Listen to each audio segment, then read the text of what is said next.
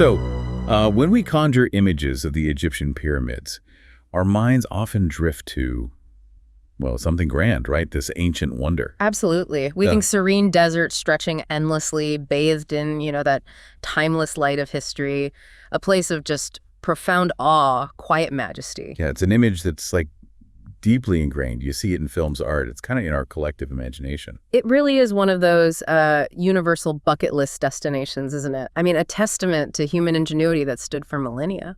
Well, a starkly unvarnished, intensely personal perspective on visiting these iconic structures, and Cairo itself, too. Right. We're going to peel back the layers of those polished, picture-perfect brochures and really immerse ourselves in a raw, pretty candid travel account. Yeah, and this narrative, it offers a really striking contrast to maybe everything you might typically expect. It's a direct challenge to those preconceived notions, Yeah. It delivers a full-on reality check between that tranquil, historic journey one might anticipate and what the actual on-the-ground experience can really be like. Embracing the good, acknowledging the challenging, and maybe most importantly, understanding the truly unexpected parts. So what does this all mean for you, our listener? Well, yeah, it's about equipping you with insights, preparing you for potential challenges, and hopefully offering a far more nuanced understanding of this incredibly complex, truly unique destination. it's about ensuring you approach such a journey with your eyes wide open, ready for the adventure in all its forms, but armed with knowledge that goes beyond just the surface level. Okay, so let's unpack this experience then. Our traveler, upon arriving in Cairo, certainly didn't encounter the serene historical grandeur they might have expected. Instead, they described being immediately hit with, well, they called it utter chaos. Yeah, that's right. What was the very first thing that truly, assaulted their senses upon landing? Well, the immediate impression was just one of overwhelming sensory overload. Our source describes Cairo as this truly sprawling metropolis, home to, an astonishing 20 million people. Wow. It's a city that doesn't just greet you, it absolutely engulfs you, from the moment you step off the plane. And it sounds like that engulfment was less about historical majesty and more about a different kind of immersive reality. Is that fair? Oh, precisely. The language used by the traveler here is pretty unsparing. They describe the streets as a war zone. A war zone. Yeah. Imagine a constant, deafening cacophony of honking cars, reckless scooters just weaving through traffic, stray dogs roaming freely, and literal heaps of trash everywhere. Add to that an intense 100-degree Fahrenheit heat and this pervasive stench of rotting garbage that apparently hit the traveler immediately. It paints a vivid picture, far removed from any idyllic ancient image. So the Nile, then, often celebrated as this poetic, life-giving river of ancient civilization.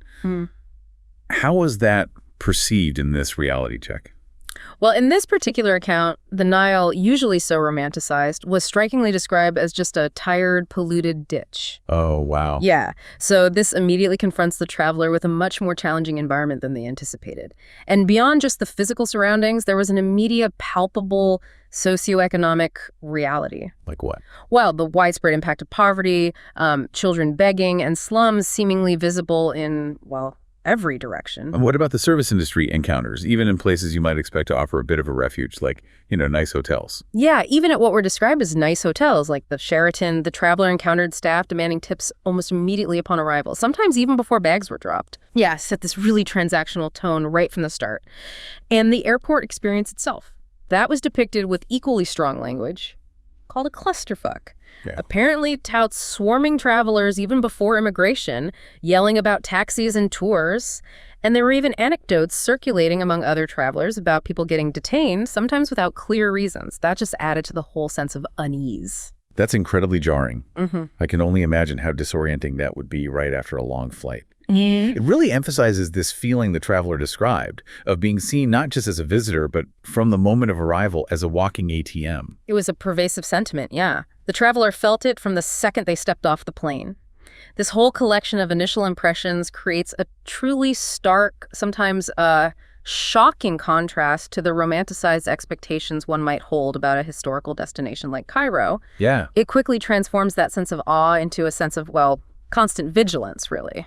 Right. So, okay, you've endured the initial landing, the airport's intensity, the ride into the city, and now you're finally headed to the pyramids themselves. Yeah. The iconic Giza Plateau. Yeah. That initial image we all have is one of serene desert awe, right? But the reality, Yeah. What did the traveler actually encounter there? Well, this is where the narrative takes another really sharp turn. Like you said, the traveler had envisioned standing in quiet awe in this serene desert landscape. But the Giza Plateau is very much embedded within Cairo's sprawling urban landscape. How so? The source vividly describes crumbling buildings and a goddamn KFC practically next to the Sphinx. A KFC? It's spicy. Yeah. It creates this almost surreal clash between these ancient wonders and a modern, somewhat gritty urban sprawl. Really jars with the image. And getting there sounds like it was an ordeal in itself. It was, yeah. The traveler noted extreme difficulty with local taxis. It led to immediate arguments over what they called jacked up fares. Which made ride-sharing services pretty much a necessity, simply to avoid conflict. But the moment you exit your transportation, regardless of how you arrive, the gauntlet begins. Gauntlet. That doesn't sound like a pleasant sightseeing experience at all. Sounds more like an obstacle course. Not pleasant, no. The traveler described being mobbed by scumbag vendors and camel drivers immediately. Mobbed. Yeah, their tactics were relentless. Shouting, actually grabbing arms, shoving trinkets directly in the traveler's face.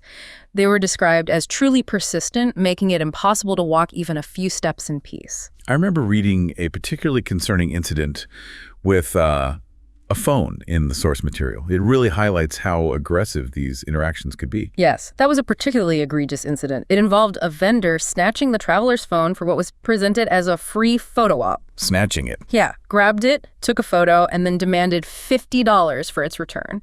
This kind of aggressive commercialization, and outright attempted scam, it profoundly impacts a visitor's ability to simply appreciate the historical site.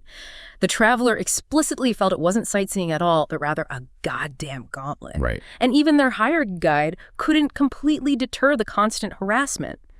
It really makes you wonder, like you said before, how much of the experience is about the monument itself and how much is shaped by these human interactions along the way. So after enduring that gauntlet, just to get to the pyramids, did their sheer grandeur, somehow manage to overcome these external challenges once the traveler was actually there? Did it make it all worth it in the end? Well, unfortunately, the source indicates that the external challenges really significantly impacted the internal experience. Despite the monumental scale of the pyramids themselves, which are, a testament to incredible ancient engineering, the grim reality of the site's maintenance and even animal welfare became immediately apparent. And that consistently pulled the traveler out of any potential sense of awe. What specifically are we talking about here in terms of the site's condition and the environment? The area was described as just filthy, littered with plastic bottles, food wrappers, camel dung, and there was this pervasive urine stench that was apparently incredibly unpleasant and inescapable. Oh, that sounds awful. And disturbingly, the account mentions seeing a dead horse just lying there and also emaciated camels with their ribs poking out. Oh, no. Yeah, raising very serious concerns about animal cruelty related to the camel rides offered to tourists. This kind of reality, it quickly overshadows any romantic notions you might bring with you.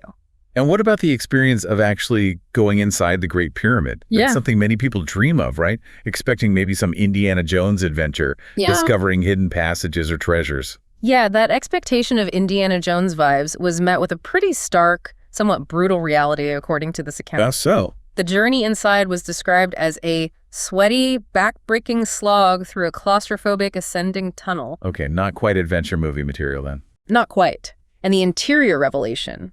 It was apparently a boring-ass empty room with a plain sarcophagus. Empty. No hieroglyphs or anything. Nope. No hieroglyphs, no hidden treasures, nothing to spark that sense of profound discovery. And the $20 cost to enter was explicitly felt to be a kick in the nuts, given the utterly unfulfilling experience. Wow. It truly sounds like these specific on-the-ground details just fundamentally alter that romanticized image we all carry of visiting the pyramids, turning what should be majestic, awe-inspiring into something far more grounded and, frankly, disappointing. It truly does. The cumulative effect of the environmental conditions, the distressing animal welfare issues, and that underwhelming interior experience, it paints a very different, much less glamorous picture than you might find on a postcard. Yeah. It's a powerful reminder that, monumental history often exists in a complex, sometimes messy present. Beyond the direct interactions with vendors and the state of the site itself, what about the broader practical challenges of experiencing the pyramids? Things like navigating crowds or just, getting around the area. Yeah, this raises an important point about systemic inefficiencies and just the sheer scale of the crowds.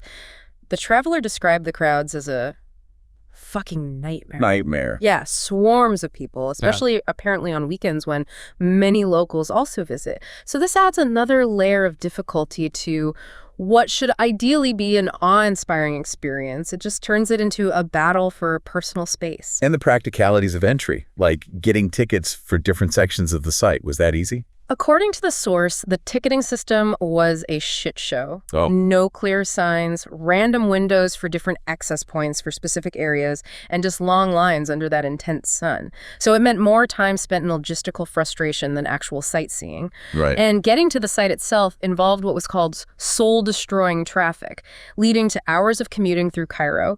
Even the newer Cairo Fayoum road entrance was described as half-assed, not really improving the flow significantly. It suggests, infrastructure struggles in a city of 20 million. The source also touched on the specific experience of being a solo female traveler. What were those particular challenges that they faced? Right. As a woman traveling solo, the traveler explicitly felt like a fucking target. Even dressed conservatively. Yeah. Despite dressing very conservatively long sleeves, a scarf, they explicitly stated they dressed like a nun. She still encountered persistent catcalling, leering, and people seemingly accidentally bumping into her, described as creeps. One particularly disturbing incident near the Sphinx involved a disgusting yell directed right at her. This constant harassment just made the experience incredibly uncomfortable, exhausting, and really anxiety-inducing. And the presence of security. Yeah. You'd think armed guards might offer some comforts and reassurance, but it seems like it had the opposite effect. Precisely. The widespread presence of armed guards carrying AK-47s paradoxically made the traveler more paranoid than safe. It added to this pervasive sense of unease rather than security, suggesting maybe an underlying tension. Overall, the experience was just defined by the exhausting necessity of constant vigilance, always having to dodge scams from every vendor, every taxi driver, or supposedly helpful stranger who approached them. It sounds like the entire trip became less about appreciating history and these profound ancient wonders, and much, much more about just navigating a continuous, mentally taxing series of challenges. Yeah, and if we connect this to the bigger picture, these practical, environmental, and safety challenges, they truly take a significant mental and physical toll on a traveler. They can absolutely overshadow, and in this case, seem to entirely eclipse the profound historical significance of the site. It turned what should have been a moment of wonder into, well, a test of endurance. So let's bring this all together then. Yeah. What's the core kind of unvarnished message from this traveler's experience of Cairo and the pyramids? It sounds like it was far, far from a postcard perfect trip. Yeah, it was depicted as a sensory shitstorm, just a relentless combination of smog, noise, widespread poverty, and this hustle culture that never quit. This wasn't just like a bad day or an isolated incident. It was the pervasive atmosphere of the city, as described by this particular traveler. And how did that ultimately affect their appreciation of the pyramids themselves? Did the monumental scale of these ancient structures still manage to shine through all that? Well, the source made it clear that while the pyramids of Giza are objectively epic wonders, an astounding feat of ancient engineering, the experience of visiting them totally overshadowed their inherent grandeur. Right. It turned what should have been this awe-inspiring encounter into a grimy, infuriating slog. The raw impressiveness was always there, sure, but it was kind of buried under layers and layers of frustration. So if someone out there is listening and they feel they must see the pyramids, what was the traveler's ultimate, very direct advice based on their pretty intense experience? Their most direct advice was blunt and memorable. Save your sanity and watch a fucking documentary. Okay, direct indeed. Yeah. However, if one absolutely must go, the recommendation was to get a legit tour. Something like Memphis Tours was mentioned, as this might mitigate some of the most pressing issues and offer a bit of a buffer. Makes sense. But the explicit warning, however, was constant throughout their account. Don't expect a fairy tale. Helping you, our listener, to form a more complete and realistic understanding of what a visit to Cairo and the pyramids might truly entail. It really highlights that the monumental achievements of the past often exist within the complex, sometimes difficult, realities of the present. And being informed, knowing the potential difficulties up front can truly empower you. It allows you to maybe make different choices, to approach the trip with a mindset that's ready for anything, potentially transforming a challenging experience into a learning opportunity, even if it's just learning about your own resilience. Yeah, absolutely. When we seek out ancient wonders like the pyramids, how much of the experience is truly about the monument itself, majestic as it might be in its historical silence, and how much is profoundly shaped by the journey to get there, the surrounding environment, and the sometimes overwhelming human interactions along the way? What does it truly mean to experience a place like the pyramids in our complex modern world?